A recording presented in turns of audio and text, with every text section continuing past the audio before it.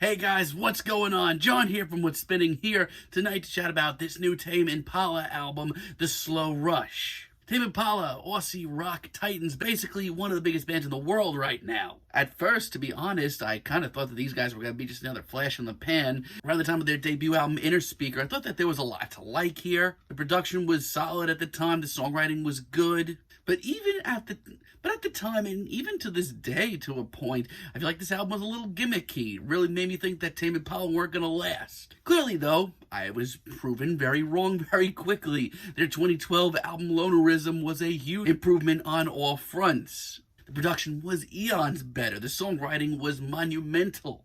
And as a song batch, overall, this was just so much more likable. To this day, feels like we only go backwards. My Mischief and Elephant all just are great tunes.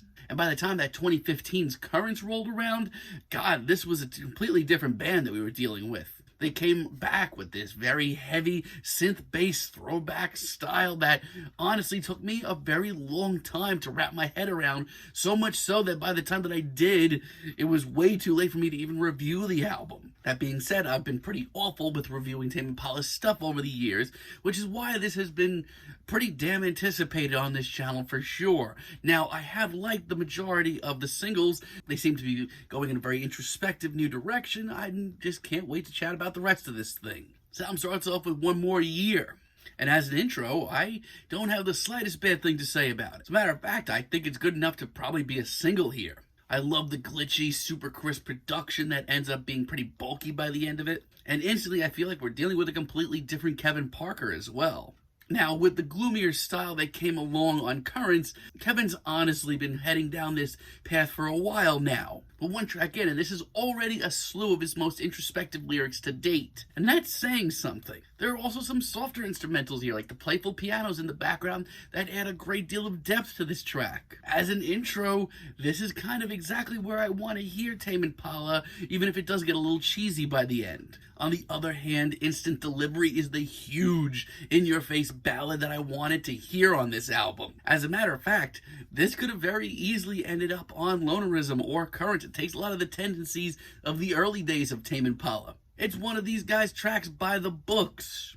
It's got a gigantic atmosphere and some great production tricks as well. And Kevin's vocals here are an absolute knockout. It's one of the most straightforward tracks here. I don't have anything bad to say about it though. Breathe Deeper, on the other hand, is a little bit more upbeat, very airy. The bouncy synths here are very nice, very playful. And to be honest, what's nicest about this track is that nothing here comes off goofy. It very easily could have. Now, as a matter of fact, it just comes up as the pick-me-up that this album needed. Not to mention, in this sort of gloomier world of Tame Impala that we're listening to here, to be honest, it's nice to hear a track like this that's maybe a little bit more hopeful. And on top of all that, like many tracks here, their usual Tame Impala characteristics are out in full effect. The production is great, the atmosphere is nice and hazy, and it's seriously catchy on top of all that. And while I was sort of worried at this song's track length, the last 2 minutes or so are a great blend of psychedelic beats and cosmic production. It's great. And as far as a true blue ballad goes, On Track really nails it. Sure, you can deal that this track has some of the cheesiest lyrics of the bunch. You aren't wrong. But the minimal atmosphere and this epic instrumental and Kevin's vocals, which absolutely make this 100 times more powerful, really make this track work. I mean, if they're going to continue to go down this sort of introspective, downtrodden path, this is another great sound for them. And while Glimmer really kind of caught me off guard and had me worried by this opening chatter, is actually a great little interlude. It's a sort of shiny, upbeat, new disco-inspired track. And yes, it may come off like Kevin and the boys are doing their best to rip off some 90s and early 2000s video game soundtracks. It's really fresh sounding.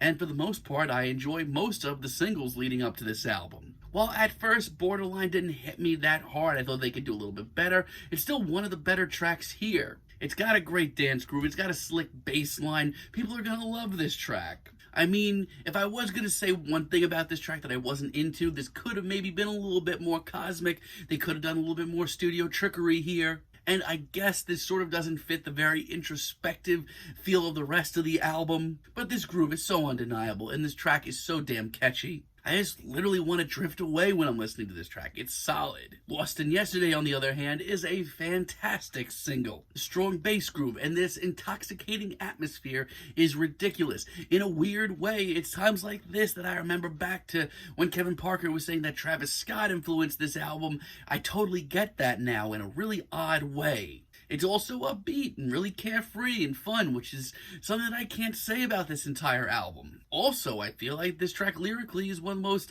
universally understandable tracks here, which once again, I can't say that for the rest of the album. And this may come as a surprise to some, but It Might Be Time is actually my favorite single of the bunch, let alone might be my favorite track here. Once again, it has a throwback vibe to it. This kind of comes off like an updated sort of futuristic soft rock tune, but in their own way, this is like a call to arms for Tame Impala. Here we have Kevin Parker bringing up interesting topics like aging in the indie scene and not being as popular as they were a few years ago. These are topics that I really love hearing him dive into. The pacing here works really well, the keyboards are great, and not for nothing, this might have my favorite production of the entire album. Now, there are a few tracks here that don't hit me as hard as I would have liked. For one, Posthumous Forgiveness, which was one of the singles for this album, I'm sorry, I'm not really that into it. If we're being honest, lyrically and as far as the mood goes, yes, this belongs on this album. Yes, it blends very well. But this much slower and drawn out Tame Impala is just not for me. I don't want to say it's boring, but there are tracks on here that have just as much emotion that aren't nearly as dragging. Now, I will say this, some of the production tricks here that they have up their sleeves do reel me back in from time to time. Especially in those last couple of minutes. That's pretty cool. But as far as the single goes, this is by far my least favorite. Then we have tracks like Tomorrow's Dust, and like by this point, yeah, I totally get like what Tame Impala is going for. I get what people will absolutely love about this, but it's just not for me. This one starts off with a pretty pleasant groove that I'm into, but what follows is really confusing. All of a sudden, we have Tame Impala all stripped down, sounding very lo-fi, almost going for a folktronica sound for some reason. And I just am not having any of it. Not to mention the production here is easily the worst on this album. I genuinely don't know why everything just got so tinny out of nowhere. And Kevin's vocals aren't doing anything for me either. I mean, usually they sound like they just belong inside of Tame Impala's walls of sound. Here they sound genuinely very awkward. I mean, I don't know what's gotten into them here. You might like this track, but this isn't for me. Is it true? Does groove pretty hard? That's for sure. But I don't know, for me, this personally kind of sticks out like a sore thumb. It's fun and all, and the production is top notch. But I don't know, amongst the rest of these tracks, this just breaks up the album way too much. I just feel like this is like the party track in the midst of a bunch of songs that are so over this, I'm not feeling it. And one more hour as a finale, I've got a lot of like in the middle of the road thoughts on as well. Right from the intro, this track really kind of had me worried. It does sound like the blandest rehashing of ideas from this album's intro. Now, there are interesting moments on here. As a matter of fact, quite a bit. These instrumentals are colossal. That's exciting. I would love to hear more of that, more focus on that. But everything else about this track is a major letdown. The very minimal instrumental here is more annoying than anything. And it's a shame because I really do love a lot of the lyrics here. It's going to have been a monumental, epic finale, but it's just very average. But I digress. This album, it's still pretty damn great. I mean, let's be real. This album is by far Tame Impala's most mature and introspective to date. And more importantly, that comes along in a big way without giving up all of the cosmic instrumentals and the production tricks. Like I said, there are a few tracks here that maybe go on a little bit too long, rehash some ideas, or just a little bit too gloomy for my liking.